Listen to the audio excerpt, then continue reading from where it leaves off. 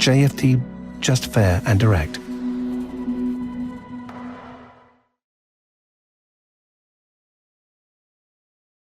Muy buenas tardes a todos y a todas, bienvenidos y bienvenidas a esta nueva sesión de trading en directo con JFD Brokers. Soy Samuel Plaza, director para la sucursal de JFD Brokers en España y también en Latinoamérica. Bienvenidos y bienvenidas. Esta semana tenemos de nuevo, ¿no?, análisis semanal del mercado. Estamos a lunes, última semana del mes de agosto. Imagino que todavía muchos de vosotros pues andaréis de vacaciones o exprimiendo los últimos días de estas vacaciones. Ya volvemos otra vez, yo creo que la semana que viene, la rutina, el trabajo, colegios, etcétera. Así que bueno, los que estáis todavía de vacaciones, pues aprovecharlas, y los que pues ya habéis vuelto al trabajo, pues nada, uno más, ¿no? De nuevo otra vez a la vuelta a la rutina. Bien, bueno, para esta semana tenemos muchos temas importantes. Como bien sabéis, este fin de semana fue el conocido como el Jackson Hole. Comenzó el pasado jueves, terminó el sábado, donde los principales banqueros centrales a nivel global se reúnen y hablan y discuten diferentes simposios sobre la política monetaria, ¿no?, sobre las diferentes políticas monetarias de cada país, las perspectivas económicas, etcétera, ¿no? Y dentro de este ámbito, muy importante, Jerome Powell, pues bueno, hizo su discurso, su comparecencia, y nos dejó unas claves muy importantes de las cuales hablaremos en esta sesión, ¿ok? Por tanto, tema importante de hoy, veremos a ver qué ocurrió con el Jackson Hole y cuáles son las perspectivas que podemos esperar, por tanto, para la próxima reunión de política monetaria de Estados Unidos, pero también hemos tenido algunas noticias importantes. Como bien sabéis, pues bueno, ha habido conflicto de nuevo, Israel, Hezbollah, con una serie de ataques. Parece que en Oriente Próximo la cosa se está de nuevo calentando otra vez y esto está provocando importantes subidas en los precios del petróleo. Analizaremos también las cotizaciones del Brent y las cotizaciones del West Texas para ver un poco pues cómo ha ido, qué es lo que ha ocurrido y cómo puede seguir evolucionando esto en las próximas semanas. Y por supuesto, como siempre, ya sabéis, referencias macroeconómicas, hablaremos también de todos los datos que se esperan para esta semana y otro de los elementos muy importantes que es la presentación de resultados que conoceremos esta semana para Nvidia. Y ya para cerrar, ¿no?, lo que sería toda la temporada de resultados empresariales en Estados Unidos. Pero bueno, antes de entrar en materia, como siempre, ya sabéis, recordaros el aviso de riesgo. Sabéis que debéis invertir de forma responsable, que siempre hay riesgos involucrados en la operativa de tanto acciones al contado como cualquier otro instrumento financiero, y que por supuesto las rentabilidades pasadas no garantizan rentabilidades futuras. Siempre debéis considerar pues vuestra tolerancia al riesgo y hacer una gestión correcta de los riesgos, ¿no?, para evitar pues tales pérdidas. Y obviamente, como decíamos, ¿no?, en resumidas cuentas, hoy repasaremos, como hacemos cada lunes, el calendario macroeconómico para la semana. Vamos a ver cuáles son las noticias más importantes que impactarán en los mercados. Veremos cuáles son las últimas noticias del propio mercado, ¿no? Hemos hablado del Jackson Hole, vamos a hablar también de lo ocurrido con los precios del petróleo y de otras noticias importantes para esta semana. Y luego ya pasaremos a la parte técnica, nos meteremos con los gráficos y directamente analizaremos los principales mercados. Analizaremos mercado americano, analizaremos también mercado europeo e intentaremos pues bueno, ver algunas posibles, ¿no?, oportunidades de inversión que se estén dando en estos momentos. Así que, pues nada, espero que estéis preparados con cuaderno, bolígrafos, lapiceros, todo lo que tengáis a mano. Y por supuesto, si tenéis alguna duda, si tenéis alguna pregunta, alguna consulta sobre algún activo en concreto, recordad que tenéis el apartado de preguntas en la sesión en directo, donde podéis lanzarnos lo que queráis, podéis preguntarnos lo que os apetezca. Ok, y si lo estáis viendo en diferido, porque esta sesión, como ya sabéis, se subirá mañana martes a nuestro canal de YouTube para que lo veáis en diferido, pues en el apartado de comentarios también os podéis escribir y dejarnos vuestro comentario con vuestra consulta, vuestra pregunta o lo que necesitéis. Así que venga, vámonos directamente con los contenidos de esta sesión de lunes. Lo primero de todo, como siempre, ya sabéis, las referencias macroeconómicas para esta semana. Semana donde no tendremos grandes datos macroeconómicos, pero sí algunos datos importantes para, sobre todo, Alemania, también y sobre todo Estados Unidos, ¿ok? Porque, bueno, conoceremos esta semana, bueno, de hecho ya hemos conocido este lunes el dato del índice IFO de confianza empresarial en Alemania, que ha sido un poquito mejor de lo esperado, por encima de lo que la previsión del mercado esperaba, por encima de esos 86 puntos, pero por debajo del dato anterior. Por tanto, seguimos viendo cómo poco a poco el índice de confianza empresarial en Alemania sigue disminuyendo paulatinamente, ¿no? Esto lo que está haciendo, lo que está diciéndonos este dato, lo que nos dice es que cada mes hay un empeoramiento, se está produciendo un empeoramiento de ese clima empresarial en Alemania. Y como todos bien sabéis, pues obviamente Alemania es la fábrica de Europa, es la locomotora de todo el mercado europeo, y si a Alemania le va mal, pues hay que tener mucho cuidado porque esto podría afectar al resto de economías de la zona euro, incluido también la española. Por tanto, muy importante, ¿ok?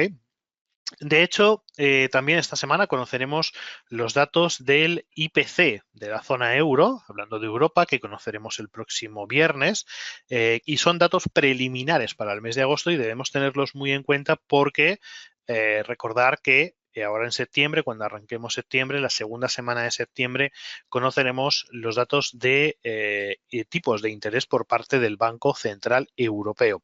Y por tanto, pues bueno, este dato de IPC adelantado de Europa podría ser significativo para la toma de decisión que pueda tomar pues Christine Lagarde en la próxima reunión del Banco Central Europeo. Aunque la mayor parte de los analistas, de momento, independientemente de lo que ocurra con ese dato de inflación de Europa, no consideran que vaya a haber una nueva bajada de tipos de interés por parte del Banco Central Europeo, al menos en la reunión de septiembre. ¿Y por qué motivo? Esto ya lo comentábamos también la semana pasada, y es porque justamente la reunión del Banco Central Europeo de septiembre se produce una semana antes que la reunión de la Reserva Federal. ¿Ok? Y como bien sabéis, Europa fue, o la Unión, perdón, el Banco Central Europeo fue el primer banco central que tomó la decisión de bajar 25 puntos básicos sus tipos de interés. Por tanto, hay digamos, un consenso bastante amplio dentro de los grupos de analistas que consideran que Europa no va a bajar tipos de interés antes de que lo haga de nuevo, antes de lo que haga, de que lo haga por primera vez en este ciclo, lo haga la Reserva Federal, lo haga Estados Unidos. Por tanto, en resumidas cuentas, lo que vamos a seguramente, o lo que todo el mundo está descontando, está considerando es que el Banco Central Europeo no va a bajar otra vez los tipos de interés hasta que lo haga la Reserva Federal, ¿no? Que en principio todo está, digamos, preparado y ahora hablaremos un poco más sobre ello, todo está listo para que la Reserva Federal en septiembre baje los tipos de interés, ¿no? A una primera bajada de 25 puntos básicos. Aunque, bueno, luego hablaremos de ello, pero cuidado porque a lo mejor puede haber ahí algún parámetro o algún dato que pueda cambiar esa bajada de tipos de la Fed, ¿ok? Siguiendo con los datos macroeconómicos, una vez visto, pues, ¿no? Hemos conocido ese dato del índice IFO de confianza empresarial en Alemania, hemos conocido esta mañana, seguimos viendo pues cierta desaceleración en ese clima empresarial. Mañana, martes 27 de agosto, conoceremos el dato del Producto Interior Bruto trimestral para el segundo trimestre de Alemania. Y fijaros que parece que nos va a dar crecimiento negativo, ¿de acuerdo? Si durante el primer trimestre del año, de este año 2024, Alemania nos daba un dato con un crecimiento del 0,2%, los analistas prevén que la economía alemana durante el segundo trimestre, podría haber crecido un menos 0,1%. Por tanto, crecimiento negativo. Y esto mañana, martes, este dato se va a confirmar a las 8 de la mañana, justo en la apertura de la sesión europea o la preapertura de la sesión europea. Por tanto, es bastante probable que esto impacte de forma directa al DAX alemán. si sois operadores de scalping o tenéis operaciones intradiarias o de swing dentro del DAX alemán, tener muy en cuenta este dato macroeconómico para mañana a las 8 de la mañana, porque seguramente tendrá un impacto relevante sobre el índice alemán. ¿Ok? Y también seguramente sobre el propio euro. Por tanto, cuidado porque pues bueno, los analistas consideran que Alemania podría entrar en recesión primer mes de recesión en el segundo trimestre de este año. ¿Ok? Recordar para que bueno, se considere técnicamente el inicio de una recesión económica en un país o en una economía, deberían tener 2 trimestres consecutivos de datos de Producto Interior Bruto negativos. O sea, ¿ok? Por tanto, sería el primer trimestre para que observáramos una recesión económica en Alemania, tendríamos que estar hablando de que el tercer trimestre, este tercer trimestre que ya ha comenzado, pues sea también negativo para Alemania. Eso todavía está descartado, así que bueno, veremos a ver qué ocurre. Después también el martes, mañana martes, ya en sesión americana, conoceremos el dato de confianza del consumidor de la Conference Board de Estados Unidos para el mes de agosto. En principio el dato no va a ser muy relevante porque está prácticamente en tasas muy altas. Fijaros que los datos que estamos manejando son de 100 puntos, cuando lo normal es que esté rondando los 50, 60, 80. Por tanto, digamos que en estos momentos la confianza de los consumidores americanos, norteamericanos, está siendo muy alta, ¿no? Por tanto, pues bueno, se va a seguir manteniendo en esta línea general. Y luego pasamos ya al miércoles 28 de agosto, donde conoceremos los inventarios de petróleo crudo del Instituto Americano de Energía. Hoy estamos teniendo algunas noticias importantes que están afectando los precios del petróleo, ¿vale? Pero en principio este es el dato que se publica semanalmente. Y luego ya el jueves pasamos a más datos importantes de la semana. Conoceremos los datos de IPC para España. En principio parece que el dato anualizado para España se situará alrededor del 2,4% frente al 2,8% del dato anterior. Por tanto, continuaría esa relajación del crecimiento de la inflación también para España, ¿no? Algo que también podría pues, ser un catalizador para que el Banco Central Europeo pues, pudiera bajar tipos de interés. ¿Ok? Por tanto, bueno, hay que tenerlo también en cuenta este dato del IPC de España para el próximo jueves a las 9 de la mañana. Y luego inmediatamente después, a las 2 de la tarde, conoceremos el dato del IPC mensual preliminar para el mes de agosto en Alemania. ¿De acuerdo? Por tanto, también veremos esos datos de inflación en Europa antes de publicarse el general. Y bueno, las estimaciones es que, como en los datos preliminares, nos acerquemos al objetivo del 2%. Por tanto, si finalmente el dato del IPC de Europa, que se publicará el viernes, como hemos comentado antes, se establece muy cerca del 2%, quizás pueda ser un buen motivo para que el Banco Central Europeo se adelante a la Reserva Federal y baje tipos de interés, ¿ok? Aunque, como hemos dicho antes y explicado antes, esto no está de momento en el planteamiento. Quizás en octubre sí se podría hacer esa nueva bajada de tipos de interés por parte del Banco Central Europeo. Bien. Más datos importantes. Bueno, conoceremos el dato preliminar de crecimiento económico de Estados Unidos, el Producto Interior Bruto, para el segundo trimestre, que en principio, fijaros, los datos pasaríamos de un crecimiento del 1,4% al 2,8%. Mostraría o seguiría mostrando una gran fortaleza en el crecimiento económico de Estados Unidos para el segundo trimestre, ¿no? Por tanto, pues bueno, despejando, digamos, todas esas dudas que se generaron hace un par de semanas cuando vimos las fuertes caídas, ¿no? En los principales mercados norteamericanos después del dato de empleo. Por tanto, bueno, en principio parece ser que la previsión es que ese dato de Producto Interior Bruto, que como vuelvo a comentar, se publicará este jueves a las 2:30, podría ser positivo.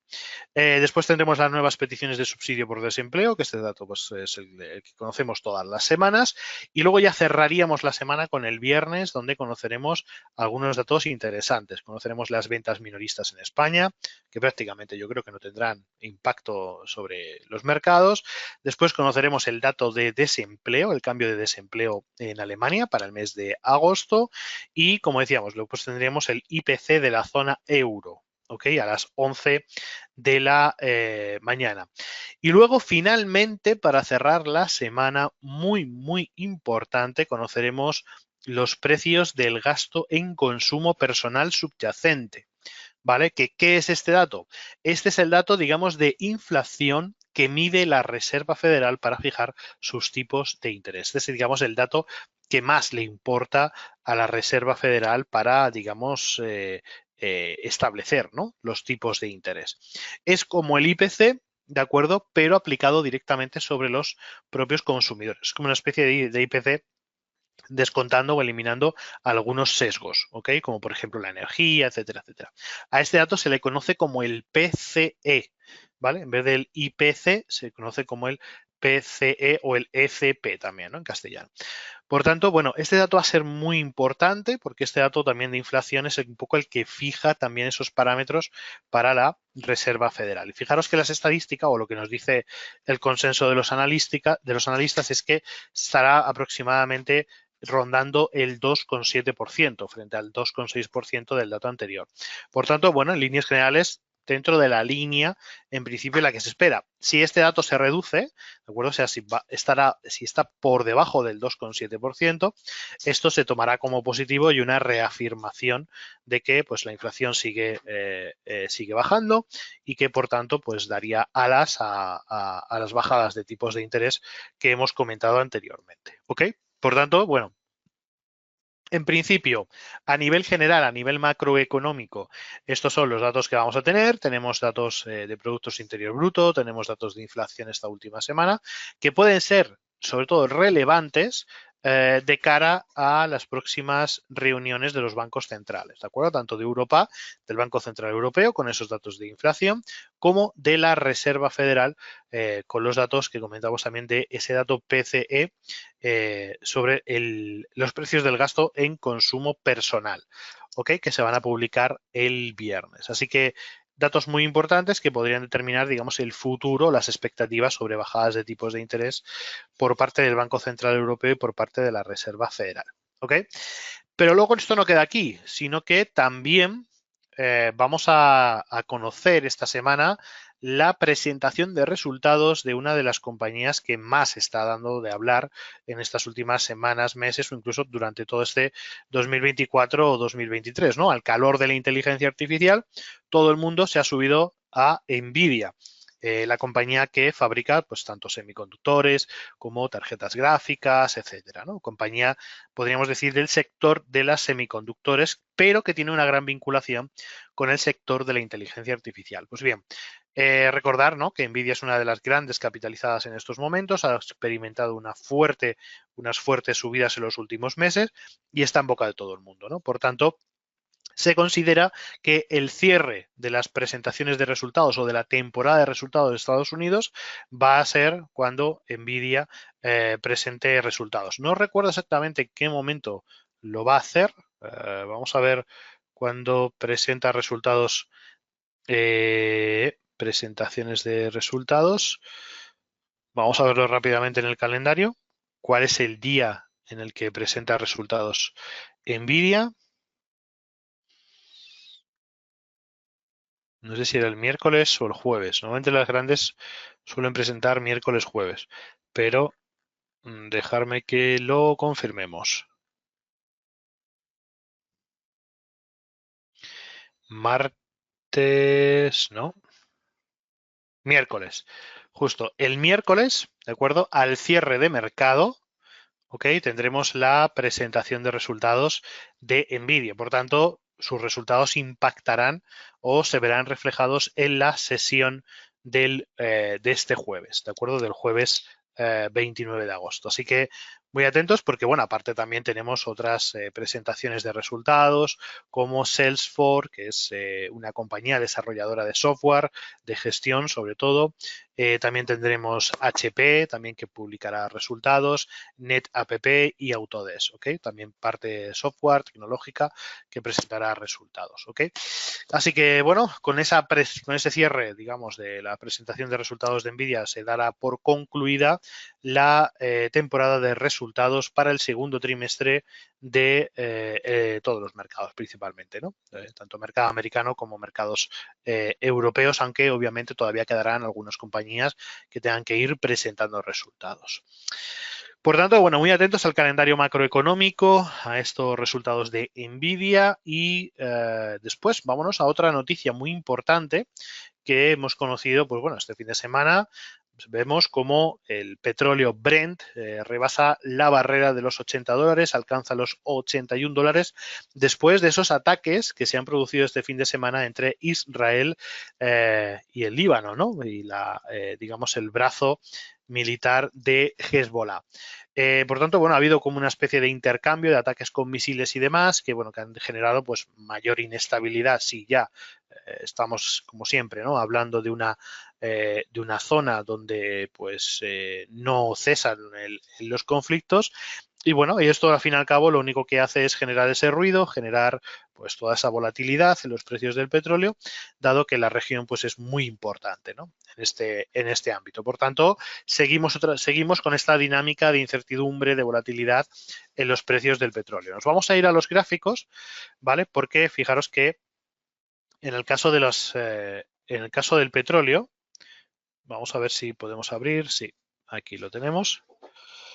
Si os fijáis en el análisis, ¿no?, que llevamos realizando desde hace varias semanas, se ha fijado una zona de soporte muy importante en los precios del petróleo, en torno a esos 72, 71 dólares, donde hemos visto continuamente esos rechazos. Cada vez que el petróleo se ha ido apoyando en esos niveles hemos tenido un fuerte rebote al alza. Por tanto, vemos como los 71, 72 dólares sirven, ¿no?, como una fuerte barrera para que los precios no desciendan, ¿no?, desde esos niveles, y a partir de ahí siempre pues vemos que va ocurriendo este tipo de acontecimientos donde vamos viendo cómo pues los precios del petróleo aumentan, ¿no? Por tanto, esto siempre podría ser una zona donde pues obviamente se podrían buscar oportunidades de compra en los precios del petróleo. La inestabilidad sigue, obviamente, y fijaros qué volatilidad se está registrando en las últimas semanas. Fijaros que estamos en un baile normalmente de números con los precios del petróleo que están rondando, en el caso de la referencia norteamericana, el West Texas, ¿vale?, entre los 80 y los 72 dólares, ¿vale? Se está moviendo de una semana para otra pues entre 8 y 9 dólares por barril. Esto en números así no parece mucho, pero realmente son valores, es una volatilidad muy alta, ¿no? Por tanto, pues bueno, estamos viendo esos rebotes y en el caso del Brent, pues ocurre exactamente lo mismo, ¿no? Tenemos una zona de soporte muy importante, como decíamos, ¿no?, fijada en ese entorno, en el caso del Brent, entre los 75 76 dólares aproximadamente, y cada semana se sigue repitiendo la misma dinámica, ¿no? Esos máximos o esa zona de los 81, 82 dólares. Y fijaros cómo acumulamos ya sesión del jueves pasado, fuerte rebote en los 75, jornada del viernes, de nuevo subidas en los precios del petróleo, por encima de los 77, 78 dólares, y después de lo acontecido el fin de semana, el petróleo sigue subiendo y escalando hasta los 81 dólares, ¿ok? Obviamente, tenemos que decir que todavía la secuencia o lo que observamos en los precios del petróleo, seguimos inmersos en una tendencia bajista, ¿de acuerdo? Todavía los precios del petróleo siguen descendiendo paulatinamente, seguimos viendo secuencias de máximos y mínimos decrecientes, por tanto, continuamos en un proceso de corrección de los precios, ¿ok? Principalmente por, digamos, la parte más cíclica, ¿no?, que es esa desaceleración que parece que permanece, ¿no?, y que es permanente en China, que es uno de los principales consumidores de petróleo, también unido a los recortes de producción de los países de la OPEP, y ahora pues parece ser que hasta la semana pasada anterior se sumaba esa posible debilidad que podía existir también en el ritmo de crecimiento de las economías tanto europea como norteamericana, ¿no? Ese enfriamiento de las economías desarrolladas. Por tanto, esto era lo que hasta la semana pasada nos llevaba a ver precios en zonas de, lo decimos, ¿no? Esos soportes en $75, incluso por debajo, ¿no? 74, $73. Pero, obviamente, las tensiones geopolíticas que se están produciendo eh, en toda la en Oriente Próximo, pues están provocando estos rebotes de forma constante, ¿no? Por tanto, tenemos un escenario, como decíamos, ¿no? Con mucha volatilidad, con cambios de precio muy rápidos que, bueno, que son bastante complicados de atrapar, ¿no? Por tanto, hay que tener mucha precaución con el petróleo, también cuidado con las petroleras, ¿de acuerdo? Con las compañías petroleras. De hecho, esta mañana, ¿no? Hemos estado analizando algunas compañías petroleras, como por ejemplo, vámonos a la cartera de acciones. Vamos a ver Repsol, porque en las últimas semanas se ha puesto bastante de moda, ¿no? Repsol eh, por su baja cotización, ¿no? Parece que está algo sobrevendida. Vamos a Vamos a ver las cotizaciones de Repsol, por deciros una compañía, sí, a bote pronto, por ejemplo, del IBEX 35 que podemos invertir, ¿no? Vámonos al análisis técnico, ¿vale? Y como veis en el gráfico diario, ok, hemos tenido una profunda corrección. Veníamos prácticamente ahí desde los 16 euros por acción, ¿vale? Y ha ido a aterrizar justamente a ese entorno de soporte aproximadamente en la zona de los 12 con algo, ¿no? Nosotros creemos que aquí podría haber cierto potencial para una recuperación, ¿de acuerdo? De Repsol, también de otras compañías petroleras, pero ¿vale? Esto vamos a ver cómo se va desarrollando en las próximas sesiones, próximas semanas. Repsol todavía, bajo nuestro punto de vista, se encuentra en un proceso, digamos, de corrección. Y nuestras principales referencias ahora mismo que estamos observando, primero es esta zona, la zona de los 12,88, que de hecho, como veis, hoy ha estado intentando testear al alza, pero finalmente no lo ha conseguido. ¿Ok? Y luego tenemos una segunda zona que parece menos apreciable, que es la zona de los 13,33. ¿Ok? Por tanto, si nos fijamos en la secuencia, en el caso de Repsol, ¿vale? Vemos cómo pues tenemos esta última secuencia de caídas, ¿vale? Que nos han llevado hasta esas zonas de mínimos que comentábamos, anteriores niveles de soporte y resistencia, y parece que aquí empieza a haber cierto atisbo de cambio, ¿no? De generación de una nueva estructura de alcista, ¿ok? Pero todavía no está confirmada, ¿vale? Esto es muy importante que lo entendemos. Realmente yo no consideraría que entraríamos en un nuevo proceso alcista hasta que Repsol nos rompiera esa zona de los 13,33.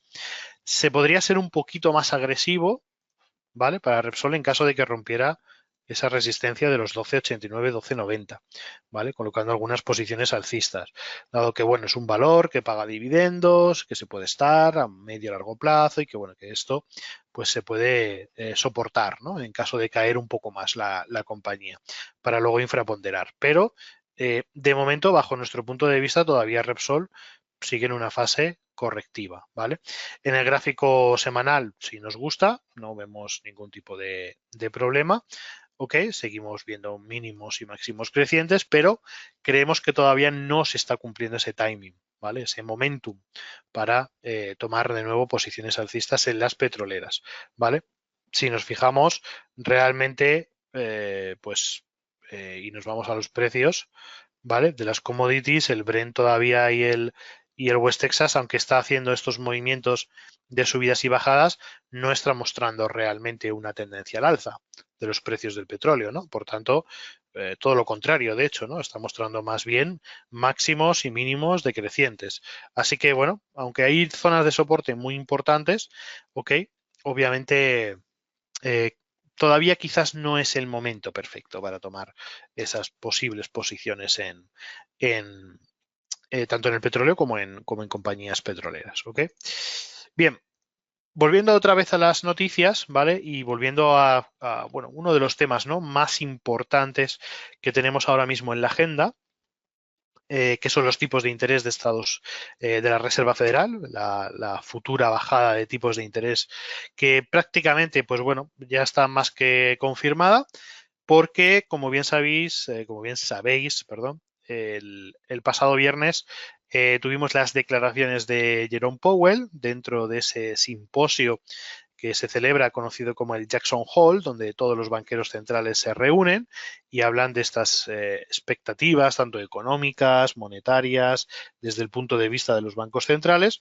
Y Jerome Powell, pues bueno, declaró sin ningún tipo de tapujo y de una forma muy clara que bueno, que se van a bajar los tipos de interés, ¿no? Que comienza un nuevo ciclo de bajada de tipos de interés por parte de la Reserva Federal.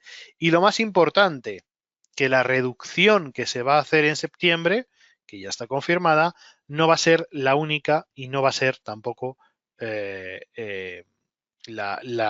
digamos, no va a ser, digamos, la única, sino que es la primera que se va a realizar, pero que no, posiblemente no sea la única que se haga durante este año 2024. Y aquí los analistas coinciden entre 2 a 3 bajadas de tipos durante lo que queda, en lo que queda de 2024. ¿Ok? Y hay tres claves importantes, ¿no? Las tres frases más importantes que dirigió Jerome Powell en su discurso de más de media hora. Y la primera de todas es que, tal y como dijo, parece poco probable que el mercado laboral genere presiones inflacionistas en un futuro próximo. ¿Ok? Eh, esto era así, como bien dijo hace algunos meses, pero esto ya no es un escenario actual, ¿no? Lo que está diciendo es que se empiezan a observar ese enfriamiento paulatino del mercado laboral en Estados Unidos y este elemento ya no genera inflación, ¿ok? Ya digamos que las subidas salariales que se están experimentando en Estados Unidos no es un elemento que pues generan esa inflación, ¿no? Genera una subida de los precios a nivel general. La segunda frase más importante es que los riesgos al alza para la inflación se han reducido y los riesgos a la baja para el empleo han aumentado. ¿Ok? Pues generando, digamos, haciendo que esa balanza, digamos, de riesgo se haya inclinado. ¿De acuerdo? ¿Esto qué quiere decir? Pues bueno, que observan cómo progresivamente la inflación ha ido reduciéndose paulatinamente, mientras que el empleo, ¿de acuerdo? Los riesgos asociados al empleo se han ido incrementando, ¿no? Hemos visto cómo paulatinamente, poco a poco, el empleo, pues aparte de estancarse, ¿no?, en ciertos niveles, parece que esas cifras de desempleos pues, han ido subiendo ligeramente. Y el último mensaje, y yo creo que la más importante, la última gran frase que nos dejó Jerome Powell fue que ha llegado el momento de ajustar nuestra política. O sea, nos está diciendo directamente que es el momento, lo vamos a hacer y haremos lo necesario para restablecer la solidez del mercado laboral mientras avanzamos hacia la estabilidad de los precios. O sea, nos está diciendo que van a seguir trabajando o van a realizar políticas que no solamente permitan que se mantengan los niveles de desempleo actuales, 4 o 5%, sino que además ayuden a la reducción de la inflación. Algo que lo veo un poco difícil, ¿no? O sea, realmente la Reserva Federal va a tener que hacer auténticas malabares para, pues, no pasarse de frenada. Pero bueno, en principio parece ser que las expectativas de la Reserva Federal es seguir equilibrando esa inflación, que es de momento algo persistente porque recordar que estamos en tornos del 3% y se ha quedado la inflación estancada ahí en Estados Unidos y el mercado laboral igual, ¿no? Ha habido un estancamiento, no avanza ni para arriba ni para abajo, aunque obviamente se empieza a observar ese enfriamiento como vimos en el anterior dato macroeconómico, ¿no? Por tanto, con todas estas declaraciones, si nos vamos al barómetro, ¿vale? Vámonos al barómetro de los tipos de la Reserva Federal, que se publica en investing.com. Vemos cómo Para la próxima reunión del 18 de septiembre de este año 2024, la previsión, según los analistas, en un 70% de ellos confirman que habrá una bajada de tipos de interés de 25 puntos básicos. ¿Ok? Simplemente lo que pues bueno, se ha hablado hasta la saciedad, ¿no? De primero 25 puntos básicos y luego ya pues veremos qué es lo que se hace, ¿no? Y por otro lado tenemos un 30% de los operadores o de los analistas consultados que consideran que la bajada de los tipos de interés que se debe hacer ahora en septiembre debe ser de 50 puntos básicos. ¿Ok? ¿Qué es lo que puede hacer que la Reserva Federal se decante por bajar tipos de interés en 50 puntos básicos y no en 25 puntos básicos? Y aquí todos los analistas o prácticamente todos los operadores tienen un consenso bastante similar. El dato que podría provocar que la Reserva Federal, en vez de bajar 25 puntos básicos, baje 50 puntos básicos, serían los datos de nóminas no agrícolas del próximo mes de septiembre. Recordar que este dato se publica el primer viernes de cada mes. Por tanto, vamos a irnos al calendario macroeconómico. Sí, hemos visto que los tipos de interés se publicarán el 18 de septiembre. El dato, la primera semana, de acuerdo, que sería desde el 2 de septiembre al 6 de septiembre. Vale, el 6 de septiembre se publicaría esa tasa de desempleo y nóminas no agrícolas. Y recordar que ya tuvimos un shock importante, el dato anterior, que de hecho fue uno de los catalizadores que provocó esas fuertes caídas en los principales índices norteamericanos. Vámonos aquí a lo más cercano. Ahí está. Aquí lo tenemos. Fijaros como en el mes de julio, ¿vale? El dato anterior había sido de 179.000 nuevas nóminas no agrícolas. ¿Ok? La previsión del mercado era que las nóminas no agrícolas estuvieran en los 176.000, o sea, muy cercano al dato anterior, o sea, un consenso bastante similar, pero finalmente se quedó en 114.000 nuevas nóminas. Este fue uno de los shock, digamos, o uno de los catalizadores que generó esas fuertes caídas en los índices, ¿no? Ese mal dato de empleo, todos los analistas consideraron que la Reserva Federal se había pasado de frenada y por tanto estaba creando una crisis económica en Estados Unidos, o que era un dato que podría darnos o una información que podría decirnos que Estados Unidos estaba entrando en una crisis económica derivada de las subidas de los tipos de interés, ¿no? De una, digamos, de una política monetaria demasiado estricta. Por tanto, esto va a ser la clave para la próxima reunión del Comité de Política Monetaria de la Reserva Federal. Si el dato de empleo que se produzca justo antes de la reunión es malo, es bastante malo, o sea, no hay un ritmo de crecimiento importante del empleo en Estados Unidos, quizás la Reserva Federal podría decidir bajar 50 puntos básicos en vez de los 25 puntos que en principio se estima, ¿no? Si vemos un dato de empleo normal, pues prácticamente todas las quinielas y seguramente las probabilidades de que baje solo 25 puntos básicos se incrementen considerablemente, ¿ok? Por tanto, va a ser una reunión muy, muy importante. Esto, pues, al final, lo que estamos observando es un cambio de ciclo. Venimos de un ciclo de subidas de los tipos de interés durante estos últimos año y medio aproximadamente, y 2023 y lo que llamamos de 2024, y posiblemente 2025 ya sea el año de las bajadas de los tipos de interés, ¿no? Veremos a ver qué es lo que va ocurriendo, pero todo indica que, pues eso, dentro de prácticamente no llega al mes, dentro de 3 semanas, 3, 4 semanas, pues la Reserva Federal hará esa bajada de tipos de interés. Sabemos que lo va a hacer. La única incógnita, como decíamos antes, es eso, ¿no? Si bajará 25 o bajará 50 puntos básicos. Así que bueno, así es como viene un poco toda la parte macroeconómica, toda la parte de noticias, toda la parte, podríamos decir, ¿no? De todo lo que está aconteciendo en los mercados financieros y cuáles son las perspectivas. Y ahora nos vamos a ir a la parte técnica, ¿vale? Nos vamos a ir directamente a la MetaTrader, nos vamos a ir a la plataforma y vamos a analizar algunos de los activos más importantes.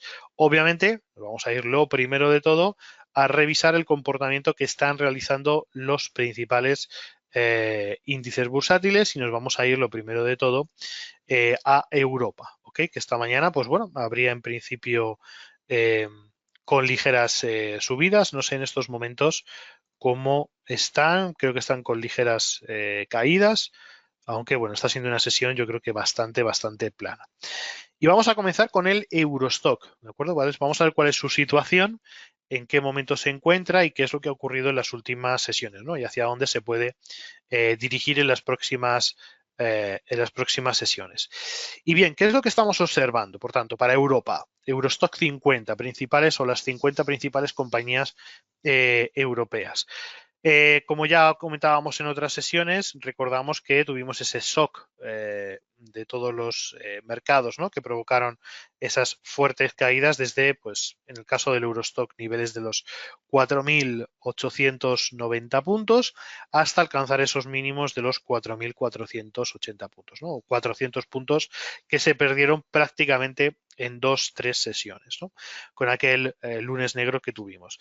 Pues bien, fijaros cómo prácticamente se ha recuperado ya el 100% de todo ese movimiento, de toda esa fuerte caída, ya se ha recuperado con una estructura de nube el 100% de ese movimiento.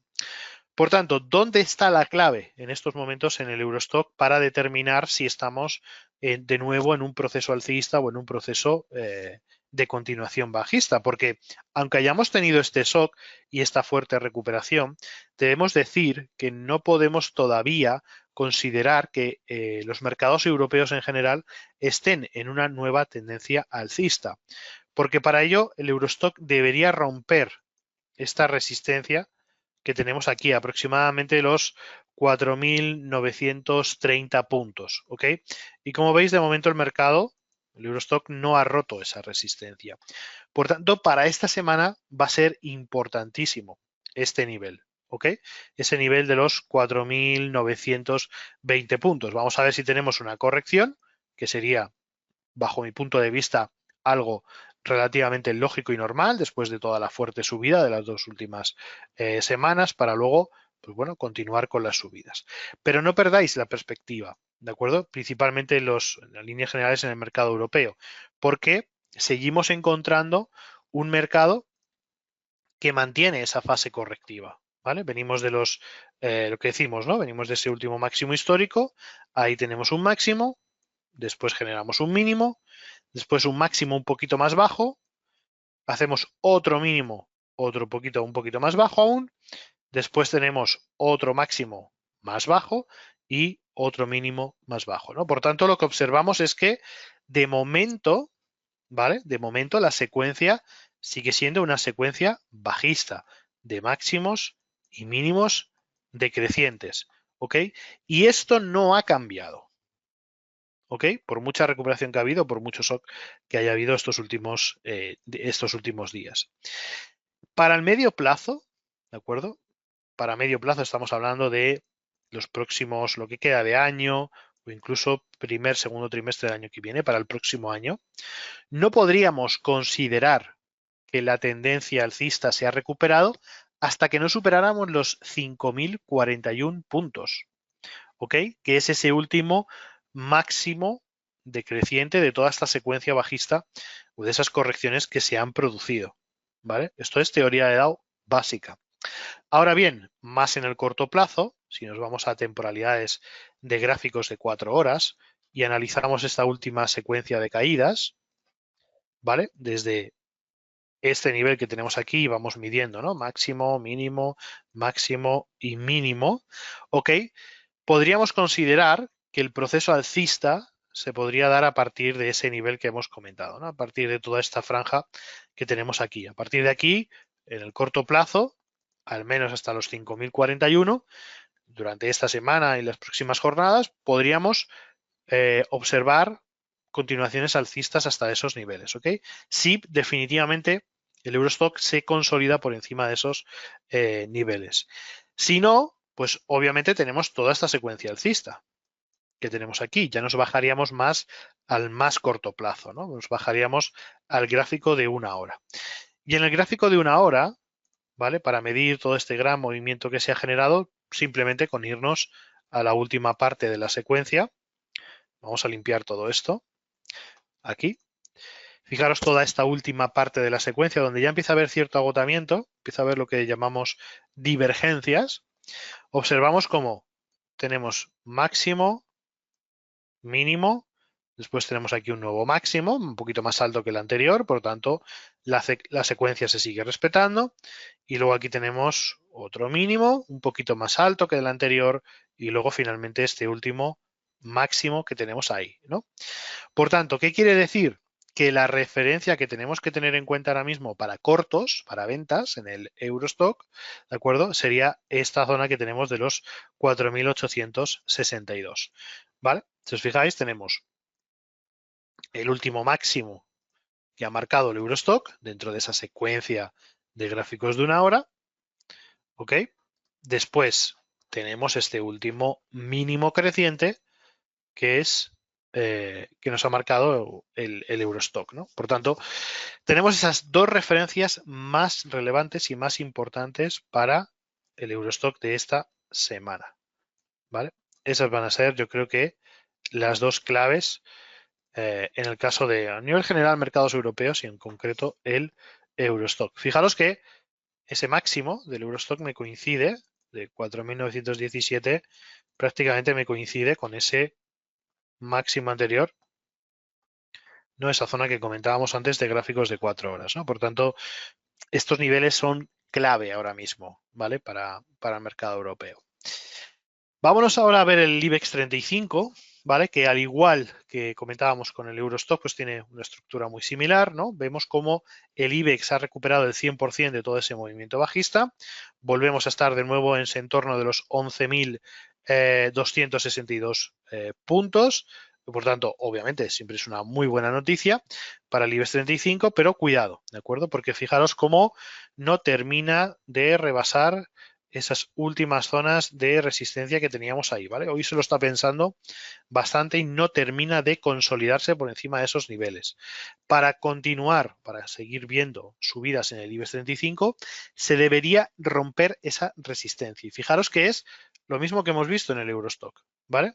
Un poquito diferente porque es el IBEX, ¿vale? Pero fijaros cómo teníamos secuencia, ¿vale? De máximos y mínimos decrecientes, ¿no? Como ha ido marcando todo este movimiento. Por tanto, para entrar en un nuevo proceso alcista dentro del IBEX 35, se deberían romper esos 11.277. Se debería romper justamente la zona en la que nos encontramos, ¿vale? Y de momento, si ya nos vamos un poco a un plano de más corto plazo, gráficos de 4 horas, fijaros cómo las velas todavía no han superado esa barrera, 11.277 puntos, y en el gráfico de 1 hora, pues todavía tampoco se ha perforado, ¿ok? Por tanto, mucho cuidado ahí, porque podría haber algún cambio significativo.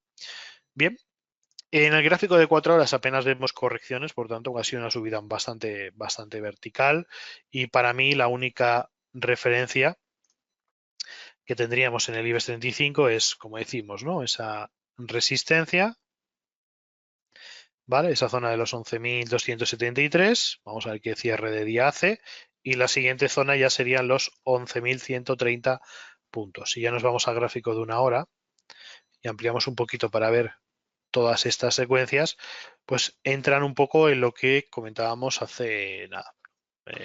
Tenemos esas referencias y serán los niveles más importantes, ¿ok? Cuidado con este pequeño soporte, ¿de acuerdo? Que tenemos ahí intradiario, los 11.236, que también puede ser relevante, aunque yo me fijaría, sí o sí, en la zona de los 11.130 puntos. Esa zona para mí es muy importante como nivel de soporte en el IBEX 35 para el corto plazo. Bien.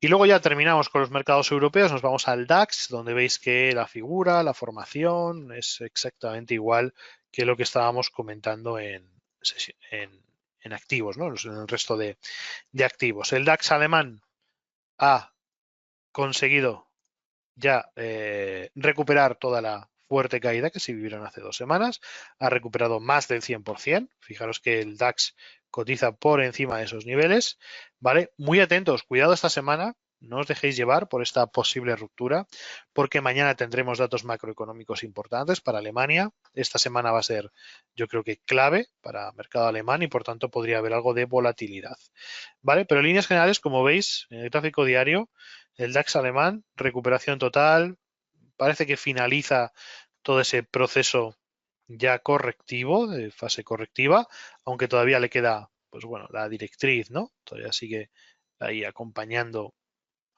la tendencia bajista. Vamos a ver si termina por consolidarse o no.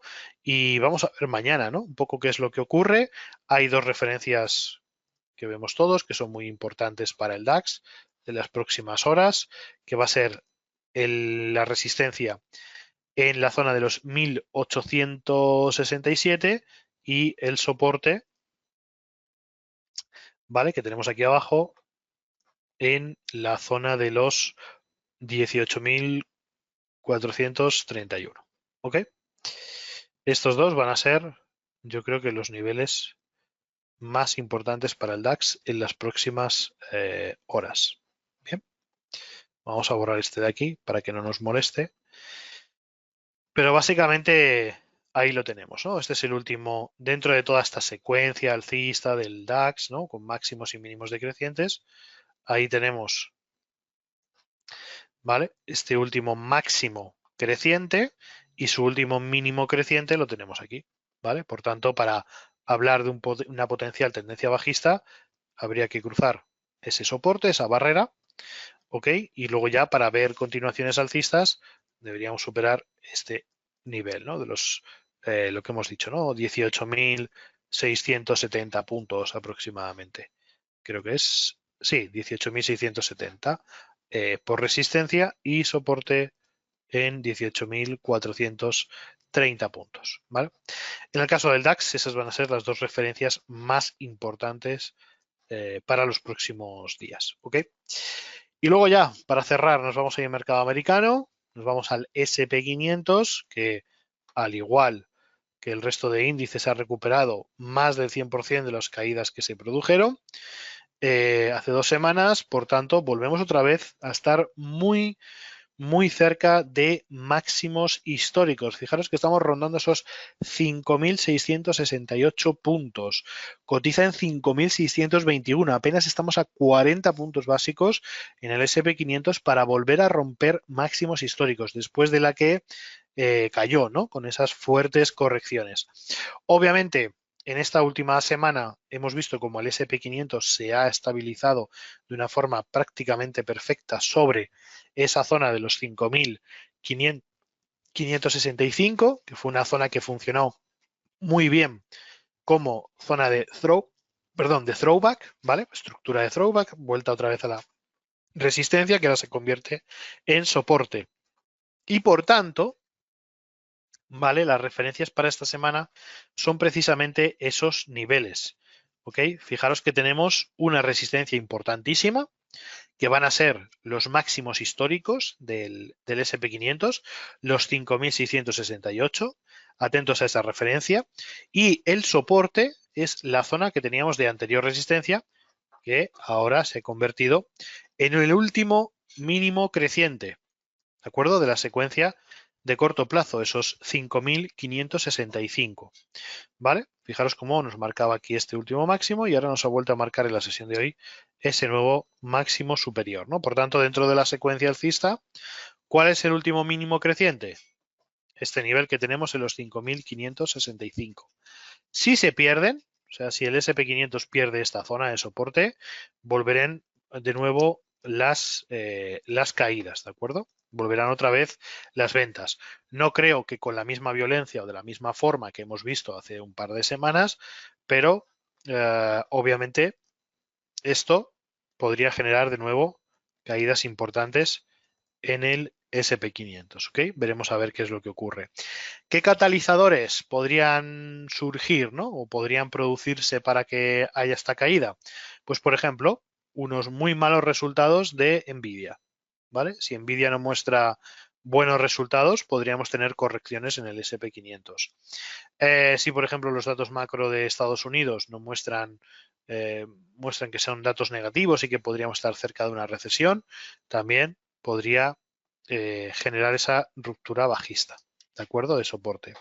Si no, si tenemos buenos resultados de Nvidia, si todo parece estupendo y maravilloso, pues obviamente yo creo que nos acercaremos y seguramente podríamos esta semana ver nuevos máximos históricos en el SP500, ¿de acuerdo? Por tanto, todo se decantará un poco por la parte de la macro, ¿no? Y esos datos que comentábamos. Por tanto, desde el punto de vista técnico, dos niveles importantísimos para el SP500 esta semana. Los 5.000 los 5.668,70 puntos aproximadamente, o sea, su máximo histórico. Y luego, como soporte, yo establecería los 5.565 puntos, ¿vale? Esas dos referencias serán la clave esta semana. Nos vamos al Nasdaq 100, nos vamos al índice tecnológico de Estados Unidos, ¿vale? Donde, pues bueno, ahí tenemos algo muy, muy parecido, ¿no? Que lo que comentábamos con el SP500. Obviamente el Nasdaq ha superado también esa zona de los 19.570 puntos, que era una resistencia clave, y que son pues esos niveles previos a la fuerte caída que se produjo, por tanto, recuperación del 100% en forma de V, y de momento parece que el Nasdaq aguanta esos niveles, ¿vale? Hemos visto ahí ciertas correcciones o parece que está buscando ese apoyo, ¿no? En esos 19.570 puntos, 19.500. Vamos a ver si lo soporta y se vuelve a acercar a sus máximos históricos, ¿ok? Cercanos a los 20.770 puntos. Aquí vemos como el tecnológico, pues bueno, un poquito más alejado, ¿no? De esos máximos históricos, aunque ya sabéis que es un índice mucho más volátil, ¿no? Aunque parece que esté más separado de los máximos históricos, no debería costarle demasiado llegar. Entonces, ¿qué vemos? ¿Qué es lo que estamos viendo en estos momentos en el Nasdaq 100 para el corto plazo? Niveles clave. Obviamente, este último máximo, ¿vale? Dentro de esa secuencia de corto plazo, 19.942 puntos, que para apuntar hacia los máximos históricos debería superarse. Y luego, por otro lado, tenemos, y cuidado aquí con el Nasdaq, ¿vale? Mucho cuidado, fijaros con esta figura que es lo que normalmente pues comentamos, ¿ok? Si nos vamos a la secuencia que os estaba comentando en gráfico de una hora, ¿ok? Fijaros cómo la secuencia ha sido máximos y mínimos crecientes, ¿vale? Pues aquí me marca, por ejemplo, este máximo, corrige, ¿vale? Me marca un nuevo mínimo, aquí no hace nuevo máximo, por tanto este no es relevante, me marca aquí un nuevo máximo, me marca un mínimo, mínimo creciente, vuelve a marcar un máximo, ¿vale? Me vuelve a marcar la misma zona de mínimos, aquí con algo de volatilidad y me marca un último máximo, ¿vale? Antes de que venga esta caída y como veis aquí este ruido que se ha generado. Fijaros la estructura de cambio de corto plazo que se está produciendo en el Nasdaq 100, ¿eh? Y cuidado porque ha sido una buena oportunidad para situarnos en corto. Teniendo en cuenta esta secuencia, ¿vale? 1, 2, 3, 4, 5, 6, 7. Hasta ahí, ¿vale? Buscamos cuál ha sido el último mínimo creciente de toda esa secuencia, ¿ok? Lo que hemos comentado, estos niveles. Marcamos la zona, ¿vale? Ahí nos ha dejado unas mechitas, pero bueno, más o menos, como veis, ha sido toda esta zona, ¿vale? La voy a marcar bien, toda esta zona de aquí. Y fijaros lo que ha hecho el precio. Y esto es muy importante porque es uno de los patrones que a mí personalmente más me gustan y que más suelo operar en todas las temporalidades posibles, ¿ok? Como vemos, veníamos en una secuencia alcista, último mínimo creciente, ¿ok? Último máximo creciente y a partir de ahí, fijaros cómo el precio rompe ese último mínimo creciente, ¿no? Consolidando el precio por debajo de ese nivel. Esto dentro de la teoría de DAO, ahora pues bueno, lo llamamos Smart Money, ICT, ITC o como lo llamemos, ¿no? Pero esto es teoría de DAO básica de toda la vida. Se produce una consolidación, ¿de acuerdo? Generando, como veis ya, un mínimo más bajo que el mínimo anterior, ¿vale? Ya la secuencia no es mínimos crecientes, sino que son mínimos decrecientes, ¿ok? Por tanto, una vez que se marca este nuevo mínimo, tiene que haber, de nuevo, el precio tiene que volver otra vez a generar una subida. Pero claro, ya estamos hablando de un cambio de tendencia. Por tanto, es bastante probable que el siguiente máximo, que eran estos que se han marcado aquí, sea un máximo decreciente, o sea, más bajo que el anterior, que era este anterior máximo. ¿Ok? Pues bien, fijaros, cuando se produce esta ruptura, si nosotros trazamos un retroceso de Fibonacci, ¿vale? Para ver cómo va a ser este movimiento, fijaros cómo nos vamos al retroceso de Fibonacci, trazamos toda esta caída y nos coincide esos movimientos perfectamente con la zona del 61,8 del retroceso, ¿vale? Y a partir de ahí, ¿qué ocurre? Primer movimiento bajista y segundo movimiento bajista. ¿Qué interpretación podemos hacer aquí del corto plazo del Nasdaq 100? Precisamente eso, ¿no? Que en el corto plazo, ¿vale? Los operadores no están dispuestos a comprar a precios por encima de este nivel. O sea, a partir de los 19.778 puntos, los operadores consideran que ya es caro invertir en el Nasdaq 100. Están sobrevalorados. ¿Y qué es lo que se produce? Una oleada y una segunda oleada de ventas. ¿Vale? Si yo determino que ya estoy en unos niveles de precio altos, ¿no? ¿Qué es lo que hago? Cerrar posiciones, obviamente, ¿no? Cierro con take profit. Si yo compro, por ejemplo, una acción del Nasdaq 100 a $100, ¿vale? Se va desarrollando y yo considero que ya ha llegado a una zona objetiva de resistencia, ¿no? Donde veo que ya la cosa va a cambiar, ¿no? O va a empezar a haber caídas a $200, ¿ok? Mi interés por seguir comprando desaparece, ¿no? Por tanto, vendo mis posiciones. Pues eso es precisamente lo que observamos en este momento. Y esto nos lo da este tipo de patrones. La ruptura del último mínimo creciente, justamente en esta zona, me genera un nuevo patrón, un nuevo comportamiento, ¿vale? Esto me confirma que estoy en un entorno ya bajista, ¿vale? Que los operadores ya empiezan a observar un escenario de ventas, no de compras, y esa zona del 61,8 me sirve como zona de descuento, ¿no? Los operadores hacen un último intento para ver un poco cuál es el planteamiento, pero la presión vendedora, la presión de los vendedores supera a la de los compradores, ¿vale? Ya no hay interés comprador, o sea, ya se ve caro comprar en estos niveles. ¿Qué es lo que generan? Ventas, ¿ok? Y por tanto, comienza un nuevo proceso ahora bajista. ¿Ok? De máximos y mínimos decrecientes, lo contrario.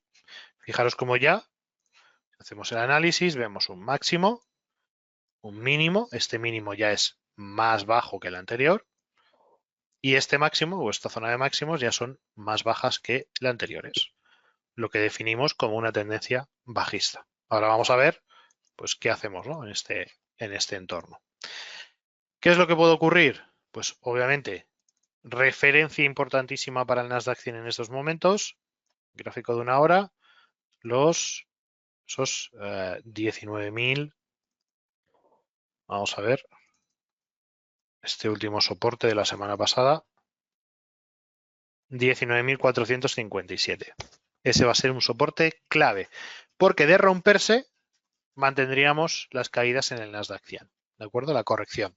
¿Hasta dónde puede llegar? No estamos diciendo que se vaya a hundir hasta el infierno, ¿vale? Sino que, pues bueno, podría corregir a los siguientes niveles de soporte que tenemos más inmediatos, ¿no? Fijaros que aquí tenemos una zona de consolidación, Por ejemplo, esa zona de los 19.000 puntos sería una zona interesante, 18.800, ¿vale? Luego iríamos a los 18.400 y bueno, pues ya veríamos hasta dónde sería capaz de llegar. Bien. Por tanto, bueno, en principio parece que en el Nasdaq empezamos a observar ya ese deterioro que nos podría confirmar nuevos movimientos bajistas. ¿Ok? Y venga, cerramos ya con el Dow Jones, que bueno, situación muy similar, ¿vale? Al resto de índices americanos, recuperando, como veis, igualmente el 100% de las fuertes caídas que se produjeron en el Dow Jones, pero en este caso muy cerquita y casi batiendo los máximos históricos del Dow Jones. ¿Por qué? Principalmente creemos que esto se está desarrollando de esta forma un poco diferente al resto de índices americanos porque dentro del selectivo de industriales de Estados Unidos hay valores defensivos, ¿vale? Cuando todos los mercados estaban cayendo había una cesta de valores de la bolsa norteamericana que no caían, todo lo contrario, sino que subían, ¿vale? A esto lo llamamos valores defensivos. ¿Qué es un valor defensivo o una compañía defensiva en bolsa? Cuando invertimos en una empresa en la cual no le afectan los ciclos económicos de forma importante, ¿no? Son compañías que venden o fabrican o comercializan productos de necesidad básica. Por ejemplo, compañías de electricidad, compañías de agua, compañías de consumo básico, como por ejemplo Procter & Gamble, como por ejemplo Johnson & Johnson, como por ejemplo McDonald's, Coca-Cola, etcétera. O sea, aunque hubiera un escenario de crisis, son compañías que van a seguir vendiendo. O sea, que van a seguir colocando sus productos de forma normal. ¿Ok? Por tanto, la situación general del Dow Jones es un poquito diferente al del Nasdaq 100 o al del S&P 500 por el hecho de que dentro de su selectivo, dentro del Dow Jones, pues hay muchas compañías, digamos, de corte defensivo. ¿Ok? Infraestructuras, suministros, consumo básicos, etcétera, etcétera. ¿Vale? Así que bueno, tenemos ese Dow Jones que de hecho ya ha marcado máximo histórico, aunque no lo ha consolidado, por encima de los 41.400 y su desempeño sigue siendo alcista. ¿Cuáles serían un poco los niveles, ¿no?, que yo estaría analizando en este momento para el Dow Jones? Pues tenemos dos claves principales, ¿vale? Y ya por terminar, vamos a ir al análisis técnico, gráfico de una hora. ¿Vale? Me fijaría principalmente en zona de los 40.840 puntos y resistencia en 41.452, ¿vale? Si somos un poquito más técnicos o un poquito más pragmáticos, ¿vale?